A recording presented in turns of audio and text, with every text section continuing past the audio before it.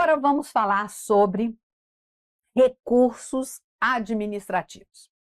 Um tema que vem nos editais, mas ele vem de forma ampla. Recurso administrativo. Como que isso se dá, né? Em que situação? Quem vai julgar esses recursos? Quem vai propor esses recursos? Sobre o que a pessoa vai recorrer, né? De quê? Então vamos lá. Primeiro, nós temos uma instrução normativa do INSS, que é a Instrução Normativa 128 de 2022. E essa instrução, né, ela substitui a Instrução 77, ela está melhor redigida, está melhor compactada, e ela vai conceituar para nós o que seja o processo administrativo previdenciário. Veja, segundo a IN, o processo administrativo previdenciário é um conjunto de atos administrativos praticados através dos canais de atendimento da Previdência Social, iniciado em razão de requerimento formulado pelo interessado ou de ofício pela administração ou por terceiro legitimado e concluído com a decisão definitiva no âmbito administrativo.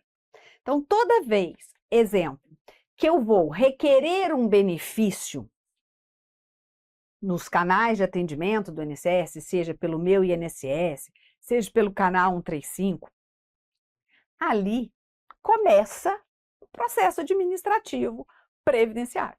Vão ser atos administrativos que inicia com requerimento formulado pelo interessado. Então, por exemplo, eu vou requerer um auxílio por incapacidade temporária, né? Então, vou fazer o requerimento. Depois vem o quê? Vem a marcação da perícia, a análise da perícia, o parecer conclusivo do médico perito, a análise do próprio INSS se eu preencho todas as condições, como qualidade de segurado, cumprimento de carência, e o cálculo do benefício, né? Depois o quê? O deferimento, deferiu ou indeferiu. Neste caso, o indeferimento de um auxílio por incapacidade temporária, ele pode se dar por uma das três razões. Uma, falta de qualidade de segurado no momento do início da incapacidade.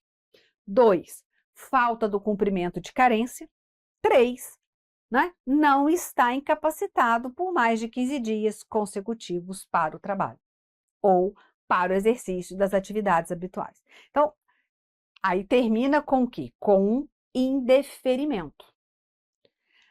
Só que esse processo administrativo, ele é concluído com a decisão definitiva. E essa decisão definitiva, eu só posso dizer que ela é definitiva quando termina a possibilidade de recurso, de eu recorrer dessa decisão do INSS, né? Agora, o exemplo que eu dei foi o próprio interessado formular o requerimento, que foi o meu caso. Mas o requerimento pode ser feito de ofício pela administração? Pode. A própria administração, tendo ciência, por exemplo, que aquele segurado está com as condições para ter um benefício por incapacidade, ela pode fazer, né? Ou então, por terceiro legitimado. Me dê um exemplo de um terceiro legitimado para requerer benefício.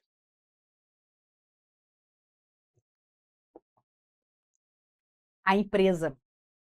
A empresa pode encaminhar o pedido de auxílio por incapacidade temporária do seu empregado, quando a sua incapacidade ultrapassa 15 dias.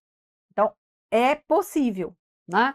Então, nesses casos, quer dizer, inicia-se um processo administrativo previdenciário, formado por um conjunto de atos administrativos, que vai culminar no deferimento ou indeferimento, né, do pleito e com decisão definitiva. Bem, visto isso, nós temos lá, quando a pessoa física, o indivíduo, requer uma prestação previdenciária ou mesmo um benefício assistencial perante o INSS, cabe ao INSS, então, né, analisar. Então, ele vai analisar e ele vai deferir ou indeferir. E o ato tem que ser motivado. Indefiro por falta de qualidade de segurado, indefiro por falta do cumprimento da carência, indeferido o BPC por ter renda superior ao previsto na legislação. Então, neste caso, vai haver um indeferimento motivado. Bem, a apresentação de documentação incompleta não, olha só, não, Gleice, não constitui por si só motivo para recusa do requerimento do benefício ou serviço. Ainda que seja possível identificar previamente que o segurado não faça jus ao benefício ou serviço pretendido. Isso é muito bom, por quê? Porque hoje a gente tem os canais eletrônicos de atendimento. Eu, como sou bem antiga na Previdência Social, né, muitas vezes eu me deparava com o relato de determinado segurado ou dependente que tinha ido à agência requerer o benefício e que obteve a resposta no balcão de atendimento de que não teria direito. Ah, não precisa nem entrar com o requerimento porque não tem direito. Ou nem precisa entrar porque está faltando documento. Isso não mais é possível. O INSS tem a obrigação de receber o pedido, ainda que a documentação esteja incompleta, ainda que de bater o olho já saber que não tem direito ao benefício. Tem que haver ao recebimento. Aí, veja só, caso quem requereu o benefício não apresente toda a documentação, né? Faltou documento, faltou certidão de óbito, faltou alguma coisa, o que o INSS faz? Ele vai analisar e, com ou sem análise de mérito, ele vai analisar e, se for o caso, emitir uma carta de exigência. Ele não vai indeferir logo. Ele viu ali que está faltando algum documento que possa ser pedido para o requerente, ele então vai emitir o que a gente chama de carta de exigência. Nessa carta de exigência, dá um prazo para que o requerente apresente, né, aquele documento solicitado. Ah, eu quero a cópia da carteira de trabalho do período X a Y. Eu preciso de documentos dos últimos 24 meses anteriores à data do óbito para comprovar a união estável. Então, ele faz uma carta de exigência. Depois que passa esse prazo, né, para cumprir a exigência, aí o requerente não apresente os documentos, aí o INSS, né, já deu o prazo, o que ele faz? Ele decide, pelo reconhecimento do direito, se, mesmo não tendo apresentado, ele tem elementos suficientes para subsidiar a decisão do deferimento. Ou ele arquiva, né, o processo sem análise do mérito, porque não teve elementos suficientes. Então, não é que ele vai decidir o mérito, ele não vai analisar o mérito porque eu não tenho documentos suficientes. Então, ele arquiva o processo, tá?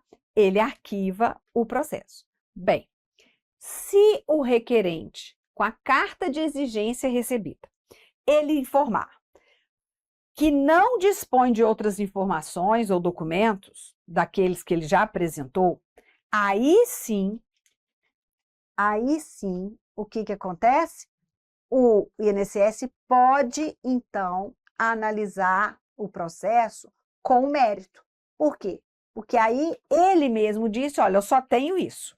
Então, ele vai proferir a decisão com análise de mérito. Se ele decide pelo arquivamento sem análise do mérito, em face da não apresentação dos documentos, né, não cabe recurso ao Conselho de Recursos da Previdência Social. Por quê? Porque o próprio requerente não apresentou. Então, veja só, eu faço um pedido, tá? A documentação, ela não está completa. O INSS pode recusar o recebimento do pedido? Não. Ele vai receber. Aí ele vai analisar. Está faltando documentos? Vou fazer uma carta de exigência com prazo para que apresente. O requerente apresenta a documentação. Ótimo. Ele vai analisar diante daqueles documentos e vai deferir ou indeferir. Então, ele vai analisar o mérito. O requerente não apresenta documentos, dizendo formalmente que ele não tem. Ele só tem os documentos que ele já apresentou. Aí, o que o INSS faz? Analisa o mérito. Só tem aquilo, só vou analisar com aquilo. E até posso, INSS, né, deferir se eu tiver no sistema alguma coisa que subsidia a concessão. Agora, faz a carta de exigência. O requerente não fala que não tem, não apresenta, né? Aí nós vamos arquivar o processo, sem julgamento do mérito, sem análise do mérito. Só que quando faz isso, o requerente não pode recorrer, não. Ele vai recorrer de quê? Que se foi ele mesmo que não apresentou quando exigido. Então, veja, se o INSS decidir pelo arquivamento do processo, sem análise de mérito, em face da não apresentação dos documentos necessários ao exame do requerimento, não cabe recurso ao Conselho de Recursos, que é a instância julgadora dos recursos, tá?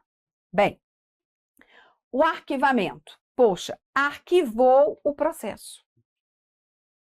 E agora? Eu nunca mais vou poder pedir o benefício? Pode. Você vai apresentar novo requerimento. E aí vai contar a análise a partir da data da apresentação dessa nova solicitação, porque aquele processo já está arquivado, tá? Então, olha, o arquivamento do processo não inviabilizará a apresentação de novo requerimento, que terá efeitos a partir da data da apresentação da nova solicitação, tá? Então, isso pode. Bem, agora vamos lá.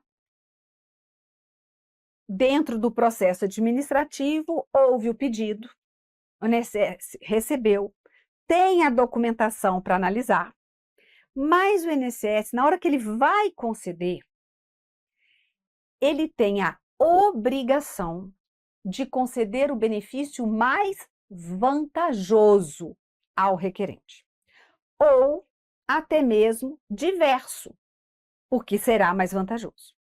Quando for mais vantajoso, mas é o mesmo benefício requerido, ele concede da maneira mais vantajosa e nem pergunta para o segurado ou dependente.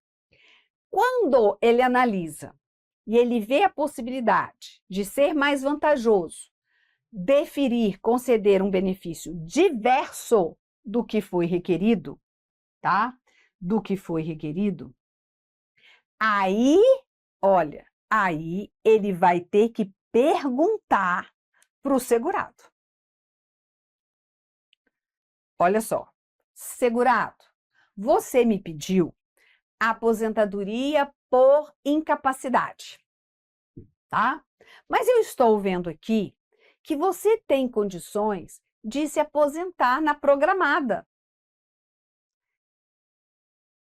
Olha, qual seria a vantagem da programada? Irreversível. E a da aposentadoria por incapacidade?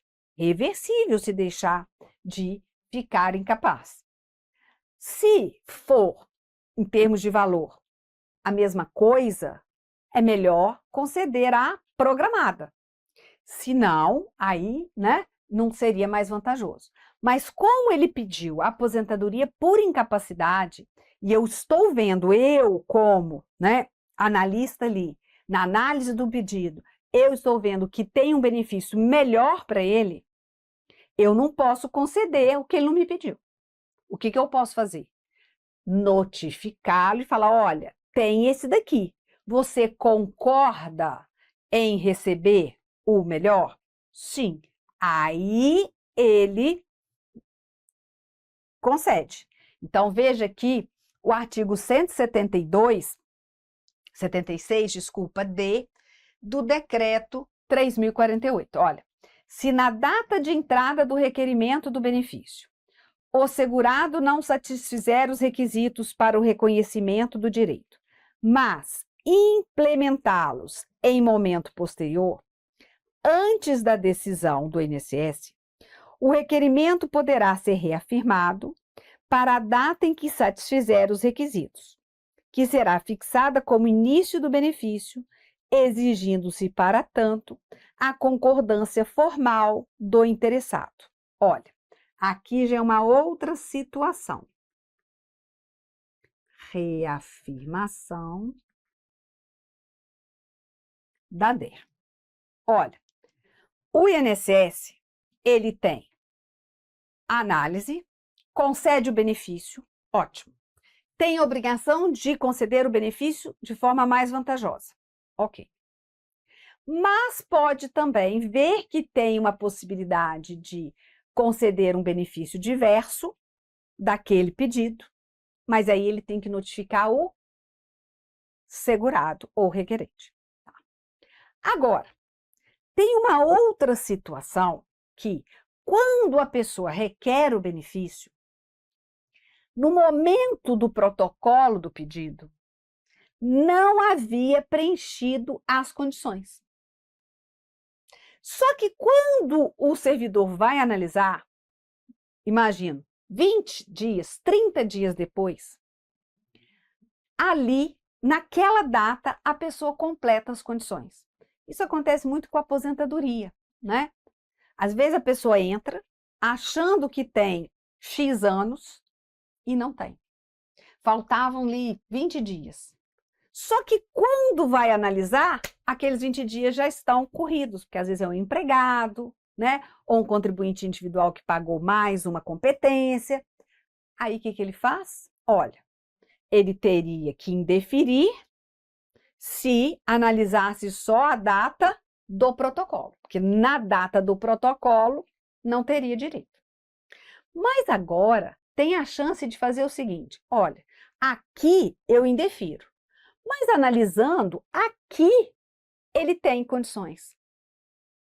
Só que ele pediu aqui, e eu só vejo a possibilidade aqui. Tem um buraco, né? Tem um período aí que não vai ser pago. O que pode fazer? Chamar o segurado, notificar o segurado e falar, olha, o INSS reconhece o seu direito a partir daqui e não daqui. Então, a data da entrada do requerimento nós vamos jogar para cá, porque aí eu já defiro. Você concorda? O segurado fala, concordo. Então, nós vamos passar aqui. Se o segurado fala assim, não concordo, eu vou indeferir na data do protocolo. E ele que recorra. Né? Então, pode acontecer de, quando o segurado ingressa com o pedido, ele não tem todas as condições para aquele benefício. Mas até a decisão do INSS, a análise, ele passa a ter. Então, se ele passa a ter, olha, notifica, né, para ele ter a concordância, concorde formalmente,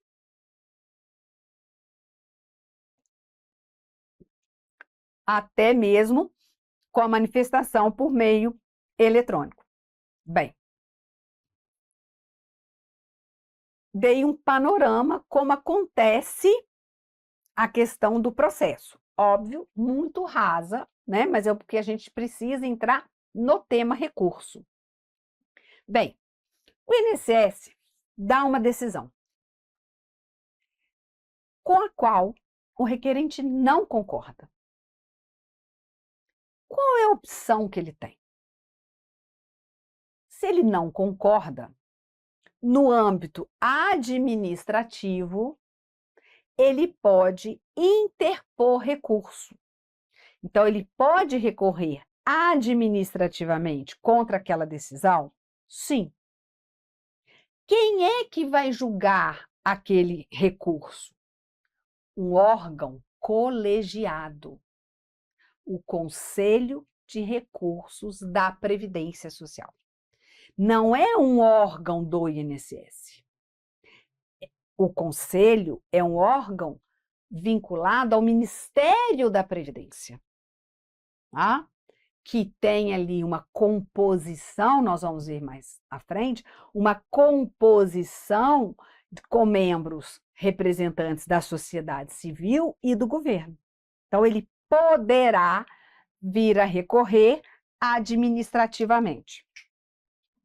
Nesse caso, por que eu estou dizendo poderá e não deverá? Porque ele simplesmente pode não querer utilizar-se da via administrativa, do recurso administrativo, e já com o indeferimento do INSS, ele pode propor uma ação judicial.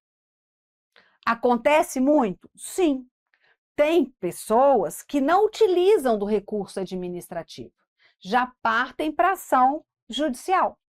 É possível? É. Ah, mas não teria que esgotar todas as possibilidades administrativas? Não. Veja só, olha, a pessoa, né, diante do indeferimento, ela tem a opção de recorrer na via administrativa antes mesmo de ingressar com uma ação judicial. Ou, já direto, ingressar com uma ação judicial.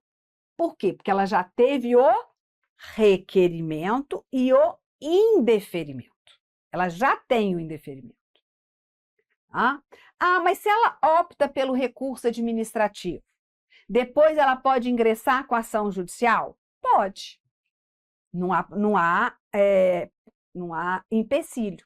Então, olha só, o beneficiário não precisa exaurir a via administrativa para poder ingressar com uma ação judicial, né? Se houve a negativa do INSS, o indeferimento, ele pode interpor o recurso administrativo, sim, ou não fazer dessa prerrogativa e já ingressar com a ação judicial. Então, são duas coisas distintas. Eu preciso, para ingressar com a ação judicial, o chamado prévio requerimento administrativo. Eu tenho que demonstrar para a justiça que eu fui até a administração e tive o meu pleito indeferido. Então, eu fiz um requerimento administrativo e foi indeferido. Portanto, eu levo ao judiciário para ele decidir se eu tenho ou não o direito. Tá? Isso exige. Agora, exige que eu esgote todos os procedimentos administrativos? Não. Eu não preciso necessariamente ter recorrido no âmbito administrativo para poder entrar com uma ação judicial. Eu preciso ter feito o requerimento, ele ter sido analisado e indeferido, né? Aí sim, tá? Então, cuidado aqui, ó. Diferente de prévio requerimento administrativo,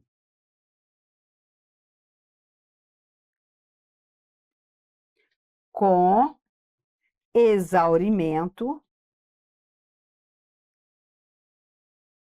do processo administrativo. Isso aqui eu preciso, isso aqui não. Bom, veja lá. Então, olha só. Contra as decisões proferidas pelo INSS nos processos de interesse dos seus beneficiários, sejam segurados ou dependentes, nós temos a possibilidade, né, de recurso administrativo.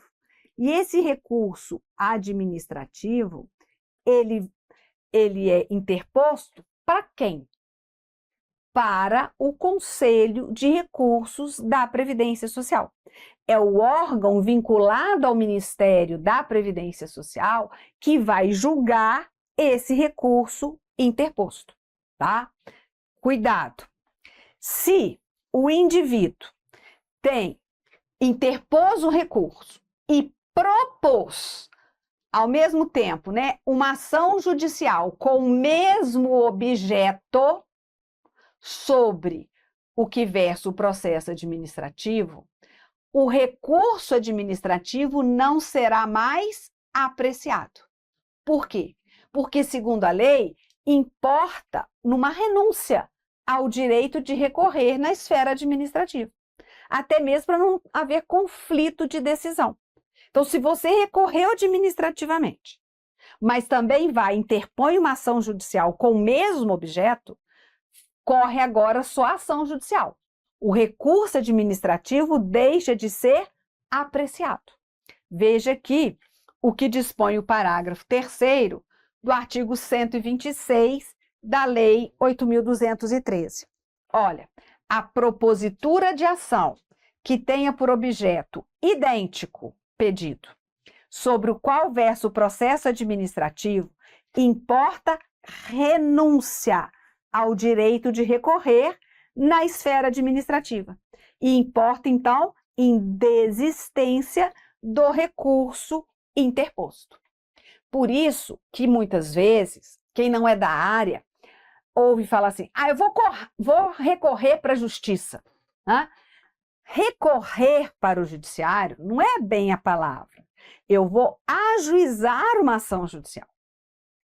E nessa ação judicial pode até haver recursos contra a decisão do juiz. Né? Mas, então vamos lá, vai ingressar com uma ação judicial, vai interpor uma ação judicial. Na via administrativa, contra a decisão do INSS, nós vamos o quê? Interpor um recurso. Nós vamos recorrer na via administrativa. Veja o que o decreto 3.048 dispõe.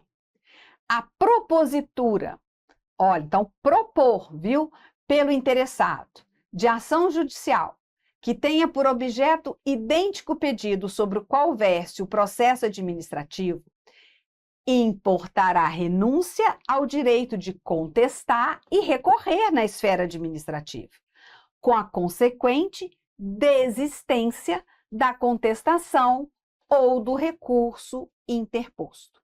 Por que, professora? No decreto fala contestar e recorrer e na lei só fala de recurso.